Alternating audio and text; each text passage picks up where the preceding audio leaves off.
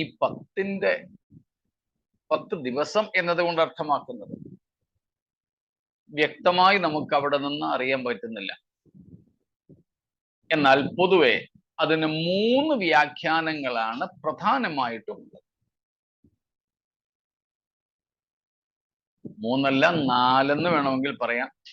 ചിലർ ഇതിനെ ലിറ്ററൽ 10 ദിവസമായിട്ട് എടുക്കുന്നുണ്ട്. 10 ദിവസം എന്ന് പറഞ്ഞാൽ 10 ദിവസം. So 4 meanings we are just try to know. First is they are literal 10 days. A very few people believe and hold this view. വളരെ ചുരുക്കം പേർ മാത്രം ഇതിനെ വെറും 10 ദിവസം എന്ന അർത്ഥത്തിൽ തന്നെ എടുക്കുന്നു. അക്ഷരികമായി 10 ദിവസം പീഡകൾ ഉണ്ടാകും എന്നെടുക്കുന്നവരുണ്ട്. രണ്ടാമത്തെ വ്യാഖ്യാനം 10 days, the phrase 10 days shows it will be a short period. It will be a short period, a short duration. 10 ദിവസം എന്നുള്ളത് ഒന്നാമത് അക്ഷരികമായി 10 ദിവസം എന്ന് കണക്കാക്കുന്ന ചിലരുണ്ട്. രണ്ടാമതായിട്ട് 10 ദിവസം എന്ന് പറഞ്ഞാൽ ഒരു ചെറിയ കാലയളവ് എന്ന് മാത്രമേ അർത്ഥമുള്ളൂ. അതാണ് വളരെ പേര് ചിന്തിക്കുന്നത്. 10 ദിവസം എന്ന് പറഞ്ഞാൽ ഒരു ചുരുങ്ങിയ കാലയളവ്, അധികമല്ലാത്ത കാലയളവ്. അതിന് വേദപുസ്തകത്തിൽ നിന്ന് തന്നെ ഒന്ന് നോക്കിക്കോളൂ. ഉൽപ്പത്തി 24-ന്റെ 55-ാമത്തെ വാക്യം. ജെനസിസ് 24:55.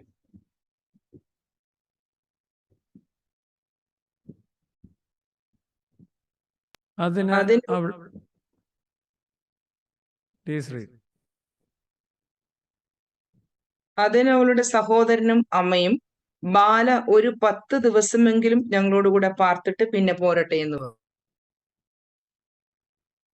നമുക്ക് ചരിത്രം അറിയാം. ഇസഹാക്കിന് പെണ്ണ് കാണാൻ പോയ എലയാസറിനോട് കണ്ടുപിടിച്ച മണവാട്ടിക്കൊച്ച് റിബേക്കയുടെ വീട്ടുകാർ പറയുന്ന കാര്യമാണ്, ബാല കൊച്ച് ഞങ്ങളോടൊരു 10 ദിവസം നിൽക്കട്ടെ. അവിടെ പറയുന്ന 10 എണ്ണി 10 എന്ന അർത്ഥത്തിലല്ല, അല്പനാളുകൾ ഞങ്ങളുടെ കൂടെ നിൽക്കട്ടെ എന്ന അർത്ഥത്തിൽ. നമ്മളൊക്കെ പറയത്തില്ലേ, പ്രായമുള്ള എൻ്റെ വല്യമ്മച്ചി ഉണ്ടായിരുന്നു. വല്യമ്മച്ചി ചിലപ്പോഴൊക്കെ പറയും, എടി കുഞ്ഞെ ഒരു 10 പറ്റ് താടി. 10 പറ്റ് ഇപ്പോഴത്തെ തലമുറയ്ക്ക് ഒരു പക്ഷെ അറിയില്ലായിരിക്കും. ഒരു ഇച്ചിരി ചോറ് തരാനാ പറഞ്ഞത്. 10 പറ്റ്, അല്പം ചോറ് താന്ന അർത്ഥം. 10 പറ്റ് താടി.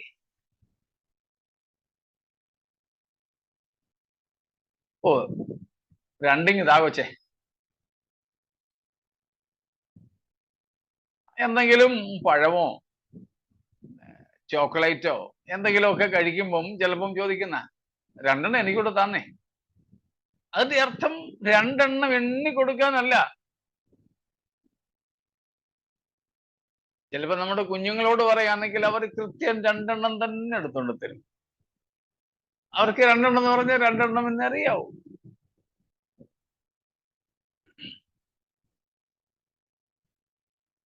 ഞാൻ കേട്ടിട്ടുണ്ട്, പണ്ടത്തെ രീതിയിൽ, ഇപ്പോഴത്തെ അല്ല, പണ്ട് കല്യാണമൊക്കെ ഉണ്ടെങ്കിൽ വീടുകളിൽ വെച്ച് തന്നെയാണല്ലോ സദ്യയൊക്കെ ഒരുങ്ങുന്നത്, പന്തലൊക്കെ ഇട്ട്.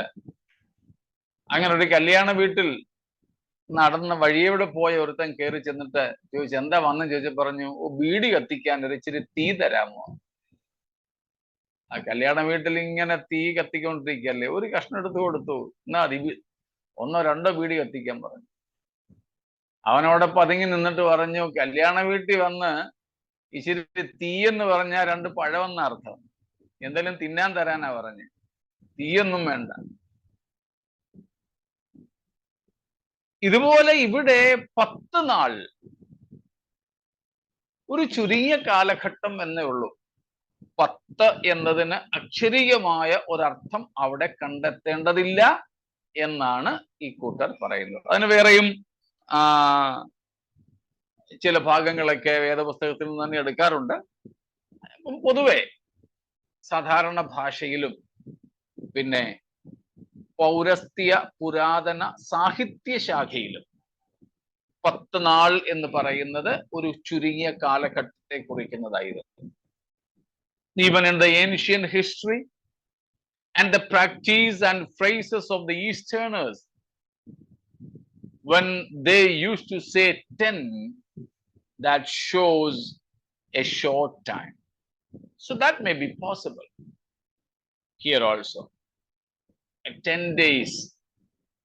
So in the early literatures and the Easterners practice show 10 days here, Jesus warning them against about the persecution. It shows a short time you will have problems. 10 ദിവസം ഉപദ്രവങ്ങൾ, ഒരു ചുരുങ്ങിയ കാലഘട്ടത്തിൽ നിങ്ങൾക്ക് പീഡനങ്ങൾ ഉണ്ടാകുമെന്നാണ് കർത്താവ് ഇവിടെ ഉദ്ദേശിക്കുന്നത്. അതാണ് രണ്ടാമത്തെ അർത്ഥം. That is the second meaning. A third meaning in this is third interpretation. 10 ദിവസം എന്നുള്ളതിന്റെ മൂന്നാമത്തെ വ്യാഖ്യാനം, നീറോ മുതൽ ഡയോക്ലീഷ്യസ് വരെ ഭരിച്ച 10 റോമൻ ചക്രവർത്തിമാരുടെ കീഴിൽ ഉണ്ടായ പീഡനമാണത്രേ. നീറോ ചക്രവർത്തി മുതൽക്ക് ഏതാണ്ട് ഡയോക്ലീഷ്യസ് വരെ, from almost AD 60s through AD 2nd century, I mean 3rd century, near about 300 AD 300. So near about from 60 to 300 AD, there were key 10 Roman Caesars, emperors, and almost all of them persecuted the church. And therefore, a third interpretation of the 10 days persecution is persecution of the church under these 10 Roman emperors.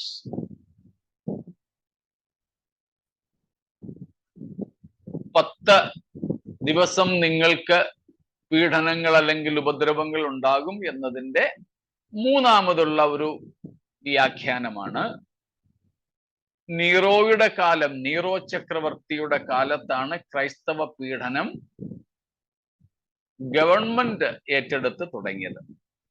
അപ്പോൾ Nero ചക്രവർത്തി മുതൽ ഏറ്റവും ഒടുവിൽ സഭയെ പീഡിപ്പിച്ച ഡയോക്ലീഷ്യസ് ചക്രവർത്തി വരെ, Kaiser ചക്രവർത്തി എന്ന് പറഞ്ഞാൽ കൈസർ എന്ന് പറഞ്ഞാൽ റോമൻ ഭരണാധിപന്മാരുടെ സ്ഥാനപ്പേരായിരുന്നു കൈസർ. അപ്പൊ നീറോ കൈസർ തുടങ്ങി ഡയോക്ലീഷ്യസ് കൈസർ വരെയുള്ള സഭയെ പീഡിപ്പിച്ച 10 പ്രധാനപ്പെട്ട ചക്രവർത്തിമാർ, ആ ചക്രവർത്തിമാരുടെ കീഴിൽ സഭയ്ക്ക് കടന്നു പോകേണ്ടി വരുന്ന പീഡനകാലത്തെയാണ് 10 നാളുകൾ അല്ലെ 10 ദിവസങ്ങൾ നിങ്ങൾക്ക് പീഡനം ഉണ്ടാകുമെന്ന് പറഞ്ഞതിന്റെ അർത്ഥം. അതാണ് മൂന്നാമത്തെ വ്യാഖ്യാനം. നാലാമത്തെ വ്യാഖ്യാനം, a fourth interpretation of the 10 days is 10 years of cruel persecution under Caesar Diocletian. Diocletian ചക്രവർത്തിയുടെ കീഴിൽ ദൈവസഭ അനുഭവിച്ച 10 വർഷത്തെ പീഡനം. 10 years severe persecution of the church under Diocletian Caesar. അപ്പോൾ പീഡനകാലങ്ങളിലെ ഏറ്റവും ഒടുവിലത്തെ ചക്രവർത്തിയായിട്ട് അറിയപ്പെടുന്ന ഡയോക്ലീഷ്യസിന്റെ 10 കൊല്ലങ്ങൾ നീണ്ടുനിന്ന 10 വർഷങ്ങൾ നീണ്ടുനിന്ന ക്രൈസ്തവ പീഡനത്തെയാണ് 10 നാൾ നിങ്ങളെ ഉപദ്രവിക്കും എന്ന്, അല്ലെങ്കിൽ ഉപദ്രവങ്ങൾ നേരിടുമെന്ന് കർത്താവിവിടെ പറഞ്ഞിരിക്കുന്നത്. ഇങ്ങനെ 4 പ്രധാനപ്പെട്ട വ്യാഖ്യാനങ്ങളാണ് 10 ദിവസം എന്നുള്ളതിനുള്ളത്. 10 ദിവസം പ്രധാനപ്പെട്ട ഈ 4 വ്യാഖ്യാനങ്ങൾ. ഇവിടെ നിന്നാണ് നമ്മൾ കണ്ടത്, ഇതിലേതായാലും ശരി സഭയ്ക്ക് എക്കാലത്തേക്കുമുള്ള ഒരു പീഡനം ഇല്ല എന്ന്. ഇത്രയും കാര്യങ്ങളിൽ എന്തെങ്കിലും മനസ്സിലാകാത്തതുണ്ടോ?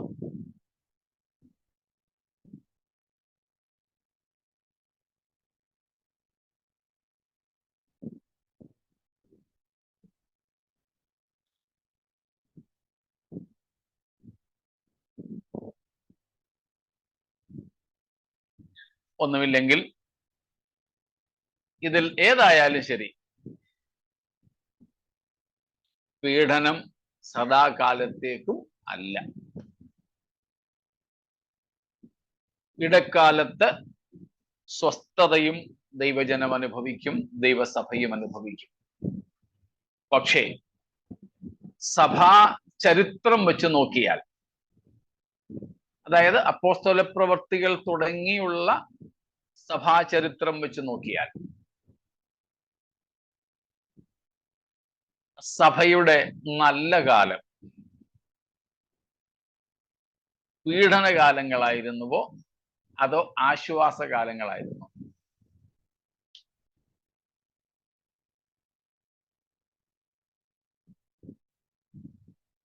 സ്തോത്രം.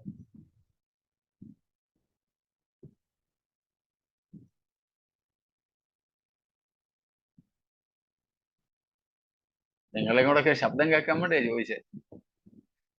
പീഡനകാലങ്ങളായിരുന്നു. സ്തോത്രം. ഒന്ന് ആക്റ്റീവ് ആകാൻ വേണ്ടി ചോദിച്ചാട്ടോ. എങ്കിൽ നമ്മുടെ വ്യക്തിപരമായ ജീവിതത്തിൽ കഷ്ടകാലങ്ങളാണോ അതോ നല്ല കാലങ്ങളാണോ നമ്മുടെ ആത്മീയ ജീവിതത്തിന് നല്ല കാലം? അത് അങ്ങനെ തന്നെ, കഷ്ടകാലങ്ങൾ തന്നെ. കഷ്ടകാലം. കഷ്ടകാലം. During the time of sufferings. Yes. 2 Corinthians 4 പറയുന്നത് പോലെ തന്നെ. അതെ. അതുകൊണ്ട് തന്നെ ആ കർത്താവ് നമ്മുടെ ജീവിതത്തിൽ കഷ്ടതകളെ അനുവദിക്കുന്നത്. ഇനിയിപ്പോ പിശാച് കൊണ്ടുവരുന്ന കഷ്ടതകളായാലും ദൈവം അനുവദിക്കുന്നത് അത് നമ്മെ തകർക്കാൻ വേണ്ടി അല്ല എന്നുള്ളത് കൊണ്ട് തന്നെയാണ്. സ്തോത്രം. തകർക്കാൻ വേണ്ടി അല്ല, നമ്മെ പണിയാൻ വേണ്ടിയാണ്. സ്വർണം ശുദ്ധീകരിക്കുന്നത് പോലെ നൈട്രിക് ആസിഡിലും തീയിലും ഇട്ട് ശുദ്ധീകരിക്കുന്നത് പോലെ നമ്മെ ശുദ്ധീകരിക്കാൻ വേണ്ടിയാണ്. സ്തോത്രം. നമ്മെ വിശുദ്ധീകരിക്കാൻ വേണ്ടിയാണ്. അത് തിരിച്ചറിയുന്ന ഭക്തന്മാർ കഷ്ടതകൾ വേണ്ട എന്ന് വെക്കില്ല. കഷ്ടതകളെ അവർ സ്വാഗതം ചെയ്യും. കഷ്ടതകളിൽ അവർ സന്തോഷിക്കും. സ്തോത്രം. കഷ്ടത എന്ന് പറയുന്നത് പീഡനം, ഉപദ്രവം മാത്രമല്ല. സ്തോത്രം. Afflictions or sufferings are not only from anti-Christian elements. It's not only Christian persecutions. There are so many other areas where we will have to suffer mentally, physically, psychologically, financially, so on and so on.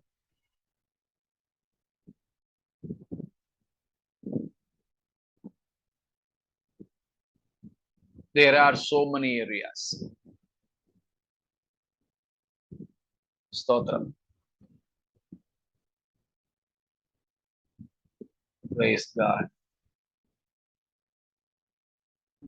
Christ himself was a graduate of Dash University. University of Suffering. Yes, University of Suffering. Praise God. അതാണ് നാം എബ്രായ ലേഖനം 5-ാം അധ്യായത്തിൽ കാണുന്നത്. സ്തോത്രം. 8-ാം വാക്യാണെന്ന് എന്റെ ഓർമ്മ. ഒന്ന് വായിച്ചോളൂ. പുത്രനെങ്കിലും തികഞ്ഞവനായി. യാ,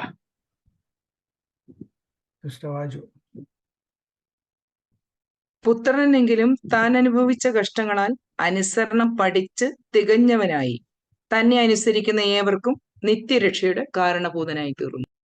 സ്തോത്രം. ക്രിസ്തു തികഞ്ഞവനായി. എന്തിൽ? അനുസരണം പഠിച്ച് തികഞ്ഞവനായി. ഏത് കോളേജിൽ അല്ലെങ്കിൽ യൂണിവേഴ്സിറ്റിയിൽ? കഷ്ടത, സഫറിങ്. നമ്മളെ സ്പർജന്റെ coat, there is no university for a Christian like that of sorrow and trial. കഷ്ടതയും പരീക്ഷയും ദുഃഖവും പോലെയുള്ള യാതൊരു യൂണിവേഴ്സിറ്റി വേറെ ഇല്ലത്രേ ഒരു ക്രിസ്ത്യാനിക്ക് ഗ്രാജുവേറ്റ് ചെയ്യാൻ. സ്തോത്രം. അപ്പോൾ യേശുക്രിസ്തു കഷ്ടത എന്ന സ്കൂളിലൂടെയാണ് അനുസരണം പഠിച്ച് തികഞ്ഞവനായത്. നമുക്കും അത് തന്നെയാണ് മാതൃക. അതുകൊണ്ട് കഷ്ടതയുടെ സ്കൂളിൽ തമ്പുരാൻ നമുക്ക് അഡ്മിഷൻ മേടിച്ച് തരുമ്പോ വേണ്ടെന്നൊന്നും പറയരുത്, നമ്മൾ കൊച്ചിലേക്ക് അരഞ്ഞതുപോലെ. അത് തന്നെയല്ല, ഈ കഷ്ടതയുടെ പള്ളിക്കൂടത്തിൽ നമുക്ക് അഡ്മിഷൻ എടുത്ത് തരുമ്പം വൈകിട്ട് വീട്ടിൽ വരാനൊക്കത്തില്ല. ഗുരുകുല വിദ്യാഭ്യാസം പോലെ അവിടെ തന്നെ നിൽക്കണം ഗ്രാജുവേഷൻ വരെ, പുറത്തു വരാനൊക്കത്തില്ല. സ്തോത്രം. അപ്പനും അമ്മയും അവിടെ കൊണ്ടേൽപ്പിച്ചിട്ട് അവരൊക്കെ തിരിച്ചു പോകും. പിന്നെ തന്നെ നമ്മൾ അവിടെ നിൽക്കണം. ഗുരുകുല വിദ്യാഭ്യാസം പണ്ടത്തെ അതുപോലെ.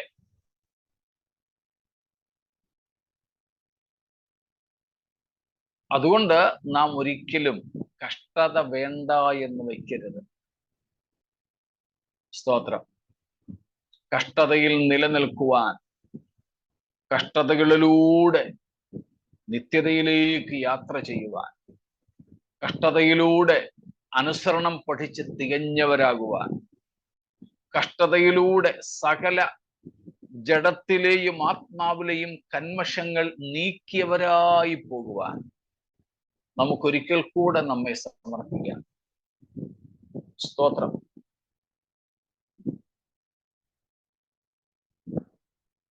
ഭക്തിയോടെ നാം ജീവിച്ചാൽ ഉപദ്രവങ്ങളും കഷ്ടതകളും നമുക്കുണ്ടാകും. ലോകത്തിന്റെ സ്നേഹിതരായിട്ട് പോയാൽ കുഴപ്പമില്ല. സ്തോത്രം. ഉപദ്രവങ്ങളൊന്നും ഉണ്ടാവത്തില്ല. അല്ലയോ? കഷ്ടങ്ങളും പീഡനങ്ങളും നമുക്ക് വേണ്ടി ഉണ്ടാവും. അതിന് പ്രായമോ സ്ഥാനമോ ഒന്നും ഒരു വിഷയമല്ല. സ്തോത്രം. അതാണ് കർത്താവ് പറഞ്ഞത്, നിങ്ങളെ പരീക്ഷിക്കുവാൻ പിശാച് നിങ്ങളിൽ ചിലരെ തടവിലാക്കാൻ പോകുന്നു. 10 ദിവസം നിങ്ങൾക്ക് ഉപദ്രവം ഉണ്ടാകും. സ്തോത്രം.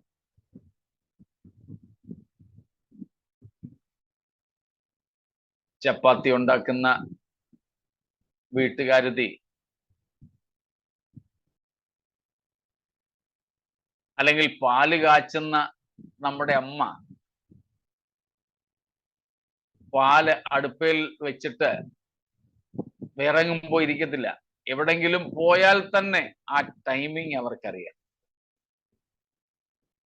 ചപ്പാത്തി ഉണ്ടാക്കുന്ന വീട്ടുകാരത്തി ചപ്പാത്തി ഇട്ടിട്ട് ബാത്റൂമിൽ പോകത്തില്ല, അവിടെ തന്നെ നിൽക്കും.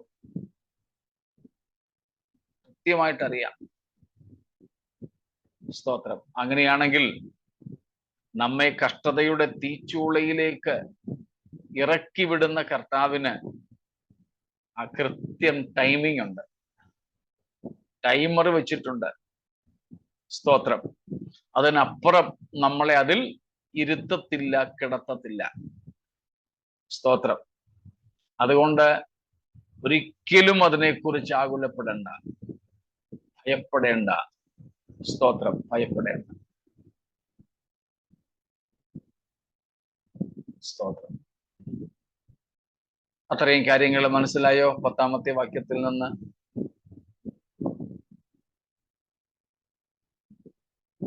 നീ സഹിപ്പാനുള്ളത്, സ്തോത്രം,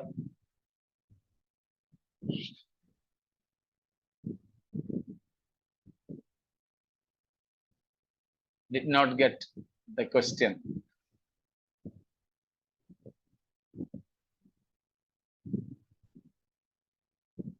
ഒന്നും കൂടെ ഒന്ന് വ്യക്തമാക്കാമോ അത്? ചോദ്യം. അല്ല, പൗലോസിന്റെ ജീവിതത്തിലുണ്ടായ അത് ദൈവം മാറ്റിയില്ലല്ലോ. അതാ പറഞ്ഞേ, അത് കർത്താവ് മാറ്റത്തില്ല. ഉപദ്രവങ്ങൾക്ക് മാറ്റം ഉണ്ടാകും. സദാകാലവും ഉപദ്രവം നിൽക്കത്തില്ല സഭയ്ക്ക്. കഷ്ടതകൾ മരണം വരെ ഉണ്ടാകും. ഇപ്പൊ ഉള്ളതല്ല നാളെ ഉള്ളത് എന്ന് മാത്രമേ ഉള്ളൂ. അതുകൊണ്ടാണ് ഞാൻ ആദ്യം ഒന്ന് പറഞ്ഞത്, കഷ്ടതകളിൽ നിന്നും മോചനമുണ്ട്. പക്ഷെ നമ്മൾ ഉദ്ദേശിക്കുന്ന തരത്തിലെ മോചനമല്ലെന്ന് മാത്രം. പൗലോസിന് കഷ്ടതയിൽ നിന്നും മോചനം കിട്ടിയില്ലേ?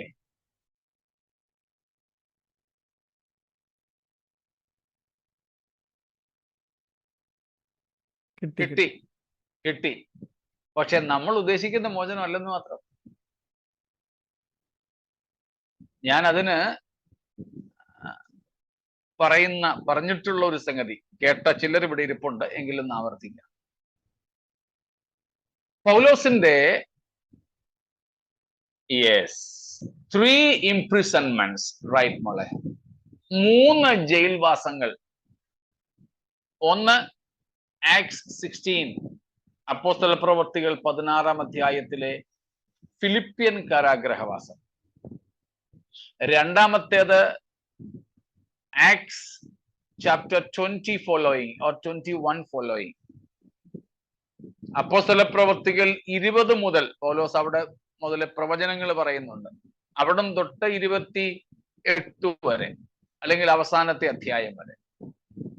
ഫസ്റ്റ് റോമൻ ഇംപ്രിസൺമെന്റ് വയ ജെറൂസലേം ആൻഡ് വയ റോമൻ ഇംപ്രിസൺമെന്റ്. അതെല്ലാം കൂടെ ഞാൻ ഒരുമിച്ച് അങ്ങെടുക്കാം.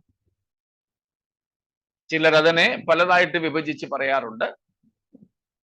പക്ഷേ അതെല്ലാം ഒറ്റ അറസ്റ്റ് ആയിരുന്നു. അതുകൊണ്ട് യെരുശലേമിൽ അറസ്റ്റ് ചെയ്യപ്പെട്ട് റോമിൽ എത്തുന്നത് വരെ, റോമിൽ 2 വർഷം തടവിൽ പാർത്തത് വരെയുള്ളതിനെ ഞാൻ ഒന്നായിട്ട് എടുക്കും. First Roman imprisonment. And last was the second Roman imprisonment, not mentioned in the book of Acts, but in 2 Timothy. പൗലോസിന്റെ 3 കാരാഗ്രഹവാസങ്ങൾ. ഒന്ന് അപ്പോസ്തല പ്രവർത്തികൾ 16-ാം അധ്യായത്തിൽ ഫിലിപ്പിയൻ കാരാഗ്രഹത്തിൽ ഉള്ള വാസം. രണ്ടാമത്തേത് റോമായിലെ 1-ാമത്തെ കാരാഗ്രഹവാസം, അപ്പോസ്തല പ്രവൃത്തികൾ 20 മുതൽ അവസാന അധ്യായം വരെ അതിന്റെ ചരിത്രമാണ്. മൂന്നാമത്തേത് അപ്പോസ്തല പ്രവൃത്തികളിൽ ഇല്ല, എന്നാൽ 2 തിമോത്തിയോസിലുണ്ട്. പൗലോസിന്റെ റോമിലെ 2ാം കാരാഗ്രഹവാസം. ഒന്നുകൂടെ തിരിച്ചു വരാം.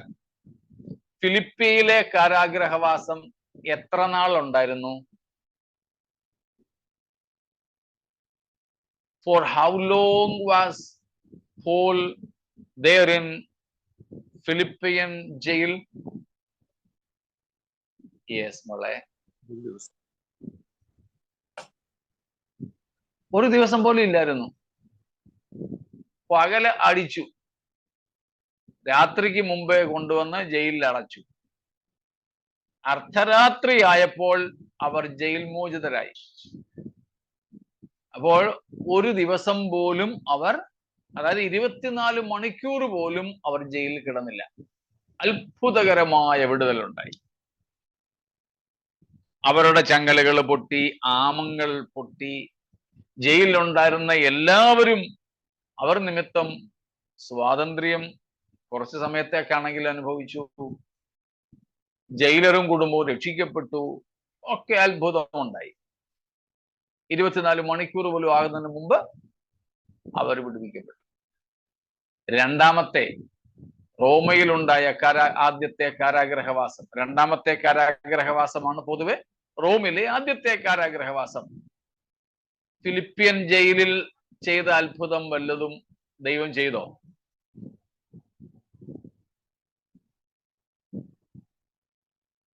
സ്തോത്രം. നോ. കൂടെ ഉണ്ട് എല്ലാവരും? സ്തോത്രം. No.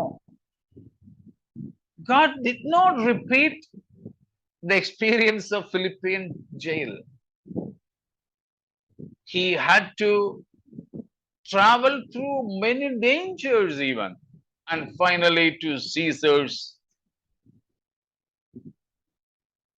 court in Rome. And he had to be there for at least 2 years as per Acts last verses. അവിടെ ഉണ്ടായ മോചനം ഫിലിപ്പിൽ ഇതുപോലെ അല്ലായിരുന്നു. 2 കൊല്ലം 2 വർഷത്തിലേറെയായി കഴിഞ്ഞിട്ട് മോചിതനായി. പിന്നെ 3ാമത്തെ കാരാഗ്രഹവാസം, അതായത് ഒടുവിലത്തെ അല്ലെങ്കിൽ 2ാമത്തെ റോമൻ ഇംപ്രിസൺമെന്റ്. റോമിൽ 2ാം പ്രാവശ്യം ജയിലിൽ അടയ്ക്കപ്പെട്ടു. സ്തോത്രം. യെസ്. അവിടെ പൗലോസിന് കിട്ടിയ മോചനം എങ്ങനെയായിരുന്നു?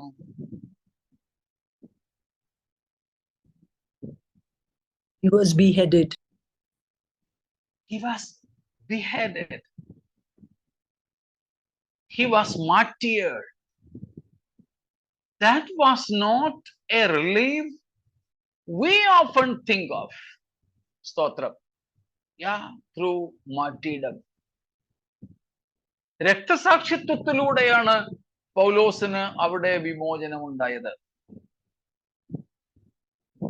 സ്തോത്രം. എല്ലാം വിടുതലായിരുന്നു, പക്ഷെ വ്യത്യസ്ത നിലകളിൽ. ഇതിൽ പൗലോസിനെ സംബന്ധിച്ച ഏറ്റവും വലിയ വിടുതൽ ഏതായിരുന്നു?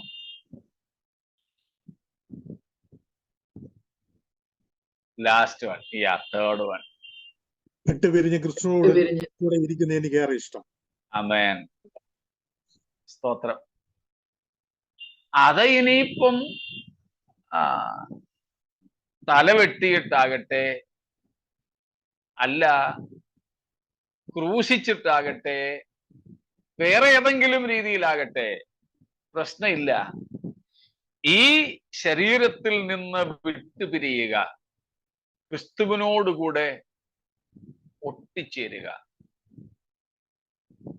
Paul uses there a particular naval word for departure. departures of a ship sailing to a particular port. വളരെ നാളുകളായി ഒരു തുറമുഖത്ത് കെട്ടിയിട്ടിരുന്ന ഒരു പടക് എന്നതിനേക്കാൾ ഒരു കപ്പൽ, ഒരു ഷിപ്പ്, അതിന്റെ ലക്ഷ്യസ്ഥാനത്തേക്ക് യാത്ര പുറപ്പെടുന്ന ഡിപ്പാർച്ചർ, ആ പദമാണ് പൗലോസ് അവിടെ ഉപയോഗിക്കുന്നത്. സ്തോത്രം. വിട്ടുപിരിഞ്ഞ് ക്രിസ്തുവിനോടുകൂടെ ഇരിപ്പാൻ. So it is just a departure where he was just waiting in this port to sail through and reach the final destination he was supposed to be. ഏറെ നാളുകളായി ഇവിടെ ഈ ജഡത്തിൽ, ഈ ഭൂമിയിൽ കെട്ടിയിട്ടിരുന്ന തുറമുഖത്ത് നിന്ന് അഴിച്ച് സ്വതന്ത്രമായി താനായിരിക്കേണ്ട തുറമുഖത്ത്, നമ്മുടെ ഭാഷയിൽ പറഞ്ഞാൽ ശുഭ തുറമുഖത്ത് എത്തിച്ചേരുന്ന, അവിടേക്ക് പുറപ്പെടുന്ന ഒരു യാത്രയാണ് മരണം എന്ന അന്തിമമായ വിടുതൽ. അപ്പൊ പൗലോസിന് തന്റെ ജീവിതത്തിന്റെയും ശുശ്രൂഷയുടെയും ആദ്യകാലങ്ങളിൽ ഉണ്ടായ ഉപദ്രവങ്ങളായിരുന്നില്ല, പീഡകളായിരുന്നില്ല, കഷ്ടതകളായിരുന്നില്ല പിൽക്കാലത്ത്. സ്തോത്രം. അതിന് മാറ്റമുണ്ടാകും, കാറ്റഗറി മാറും, പക്ഷേ കഷ്ടതകൾ തുടരും. എന്നാൽ പീഡനങ്ങൾ ഓരോ കാലഘട്ടത്തിലും വ്യത്യസ്തമാണ്.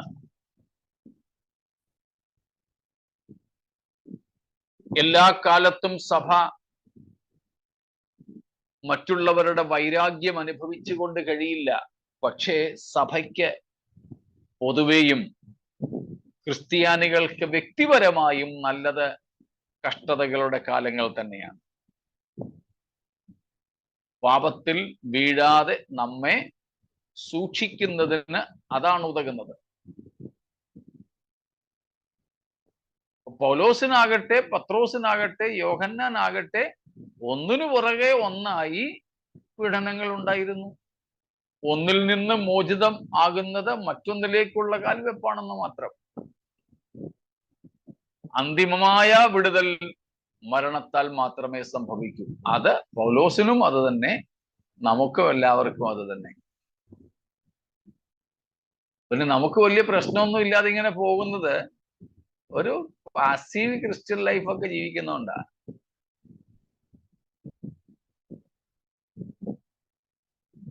അംഗീകരിക്കാൻ ചെറിയ പ്രയാസം കാണും, പക്ഷേ ഇറ്റ്സ് ട്രൂ.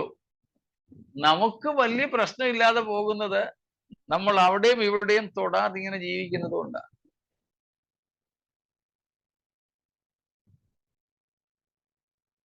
സ്തോത്രം. അങ്ങനെ തന്നെയല്ലേ കർത്താവ് ആ പ്രാർത്ഥനയ്ക്ക് ആമീൻ പറഞ്ഞിട്ടൊന്നും അല്ല അങ്ങനെ ഓത്. നമ്മള്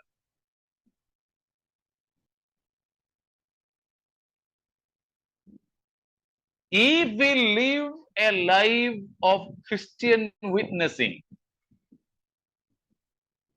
shall we be saved as we are today? യേശുക്രിസ്തുവിന്റെ സാക്ഷികളായി നാം ജീവിക്കുന്നെങ്കിൽ, സഭയ്ക്കകത്തല്ലേ, ലോകത്തിൽ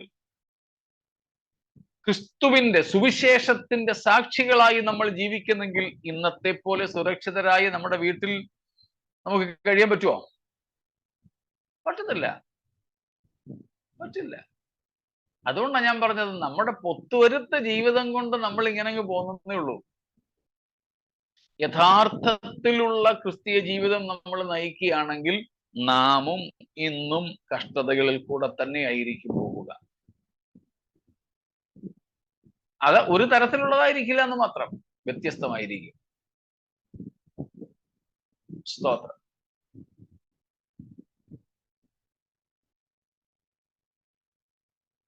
അപ്പം നമ്മൾ പാസീവായിട്ട് അങ്ങനെ ജീവിക്കാതെ, പൊത്തുവരുത്തക്കാരായി നമ്മളിങ്ങനെ ജീവിക്കാതെ,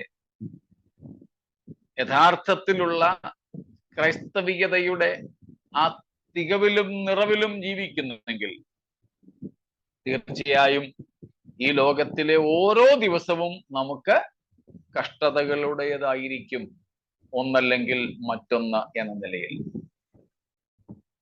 സ്തോത്രം. പക്ഷെ ആ സമയത്തും ഉള്ള ആത്മീയ സന്തോഷം പറഞ്ഞറിയിക്കാൻ ഒക്കാത്ത സന്തോഷമാകട്ടെ. അത് അനുഭവിച്ചിട്ടുള്ളവർക്കും അനുഭവിക്കുന്നവർക്കുമേ മനസ്സിലാകും. സ്തോത്രം. അത് ചിലപ്പോൾ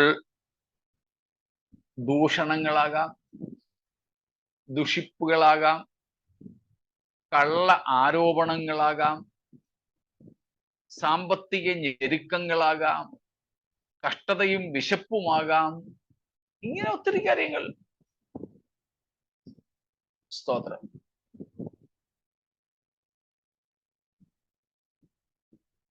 അത് വ്യക്തമായോ? സ്തോത്രം.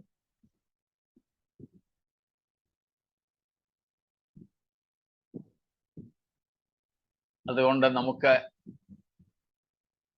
ഇന്ന് രാത്രി നമ്മുടെ ജീവിതത്തെ ഒന്നും കൂടെ സമർപ്പിക്കാം. To get out of the passivity of Christianity, but to be an active Christian. Stotram. Praise God. Certainly, Mole, we know all these, but it's tough to accept. We need more grace. Certainly, we need. Even the Lord is calling you and me to leave our comfort zones and our secure zones and come out, even to jump into the dangers of being a true Christian. നമ്മുടെ ആശ്വാസ മേഖലകളും സുരക്ഷിത മേഖലകളും വിട്ട് യേശുക്രിസ്തുവിനു വേണ്ടി അപകട മേഖലകളിലേക്ക് എടുത്തു ചാടുവാൻ ധൈര്യമുള്ളവരെ കർത്താവ് വിളിക്കുക. ഇന്നും അങ്ങനെ നാം എടുത്തു ചാടിയാൽ we will experience the grace too. സ്തോത്രം. നാം ദൈവത്തിന്റെ കൃപയും ആസ്വദിക്കും. കൃപ കിട്ടിയിട്ട് ചാടാം എന്ന് വെച്ചാൽ ഒരിക്കലും ചാടാനൊക്കത്തില്ല. ചാടുമ്പോഴാണ് ആ കൃപ ആക്ടിവേറ്റ് ആകുന്നത്. പാരച്യൂട്ട് പോലെ. പാരച്യൂട്ടൊക്കെ അങ്ങ് വിടർന്നിട്ട് ചാടാമെന്ന് വെച്ചാൽ അവിടെ നിൽക്കാനേ പറ്റൂ. സ്തോത്രം. Even before and without opening of the parachute umbrella, if we jump, then we can experience that protection. If we wait for the umbrella to be opened before we put the jump, we will never be able to. Is the very, very way God's grace also will be activated. Stotram. To grace be activated, we have to jump first. We have to make decisions. We have to take the first step. ഒരു പാരച്യൂട്ടിന്റെ കുട തുറന്നിട്ട് ചാടാമെന്ന് വിചാരിക്കുകയാണെങ്കിൽ അവിടെ നിൽക്കത്തേ ഉള്ളൂ, ചാടാൻ പറ്റില്ല. അതേസമയം എടുത്ത് ചാട, അപ്പോഴാണ് ആ പാരച്യൂട്ടിന്റെ കുട വിടർന്ന് നമ്മൾ താഴെ വീഴാതെ സുരക്ഷിതരായി ചെന്ന് ലാൻഡ് ചെയ്യുന്നു. ദൈവത്തിന്റെ കൃപയും അതുപോലെയാ. കർത്താവ് നമ്മെ ഇന്ന് രാത്രിയിലും വിളിക്കുക. ആ വിളി കേട്ട് സ്തോത്രം, നമുക്ക് വേണ്ടി ക്രൂശിക്കപ്പെട്ട, സ്വർഗം വെടിഞ്ഞ് ഭൂമിയിൽ വന്ന, ദൈവത്തോടുള്ള സമത്വം മുറുകെ പിടിക്കാതെ മനുഷ്യ വേഷത്തിൽ ദാസരൂപത്തിൽ വെളിപ്പെട്ട ക്രിസ്തുവിന്റെ മാതൃകയെ നമുക്ക് പിൻപറ്റാം. ആ ക്രിസ്തുവിന് വേണ്ടി അസുരക്ഷിത മേഖലകളിലേക്കും ചുവടുവെപ്പുകൾ നടത്തുവാൻ നമ്മെ ധൈര്യത്തോടെ ദൈവകൃപയുടെ ആഴങ്ങളിലേക്ക് സമർപ്പിക്കാം. ദൈവമായ കർത്താവ് ഈ വചനങ്ങളാൽ നമ്മെ അനുഗ്രഹിക്കുമാറാകട്ടെ. ദൈവത്തിന് സ്തോത്രം.